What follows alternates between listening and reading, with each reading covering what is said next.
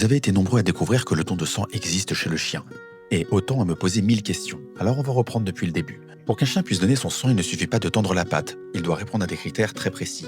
D'abord, l'âge et le gabarit. On demande en général au moins 2 ans et autour de 25 kilos. Certains centres peuvent ajuster légèrement ces seuils, mais on reste proche de ces standards et la quantité de sang prélevé est toujours adaptée à la taille du chien. Ensuite, la santé doit être irréprochable. Un bilan sanguin complet est réalisé avant le don. Les vaccins et les traitements antiparasitaires doivent être à jour. C'est ce qui exclut par exemple ma chienne Tsuki, épileptique, qui ne peut pas être donneuse. Le don se fait dans des structures équipées pour ça. Ici, nous sommes à la clinique Opia, à Guyancourt, où un département spécial est dédié au don du sang. Il est aussi indispensable d'avoir des chiens très coopératifs. Le don ne doit jamais devenir un calvaire. C'est pour cela qu'on pratique une légère sédation. Et là, c'est important de le préciser, il ne s'agit pas d'une anesthésie générale. Beaucoup de propriétaires s'en inquiètent et c'est parfaitement légitime.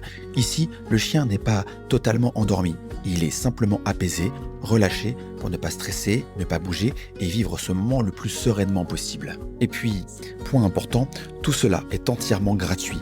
Comme chez nous, les humains, tout repose sur la générosité des donneurs. Souvenez-vous que cet acte peut vraiment faire la différence entre la vie et la mort chez un chien.